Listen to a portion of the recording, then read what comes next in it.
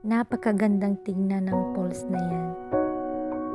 Pero maniniwala ba kayong totoo iyan? Hindi po iyan totoo, gawa lang nila yan. Na-amaze nga ako nung sinabi sa akin ng boss ko na iyan ay gawa lang nila. Yung tubig na yan, hinihigop din yan paitaas. Parang umiikot lang yung tubig na yan. O diba, ang ganda ng pagkagawa. Magandang pasyalan. Maraming tao, dyan sila nagpapasyal pagka nag-picnic. Ayan o, napakaganda. Magandang magpa-picture. May picture na nga rin ako niyan. Diyan namin dinadala yung tinapay na hindi na pwedeng kainin. Pinapakain namin sa isda. Noon, nung pagdating ko dito, malilit pa yung isda. Ngayon, napakalaki na nila.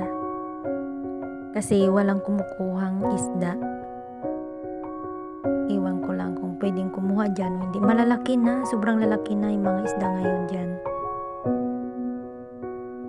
Diba ang ganda? Gandang pasyal. Malalaki na rin mga puno. Dati malilit pang mga yan. May mga bunga na.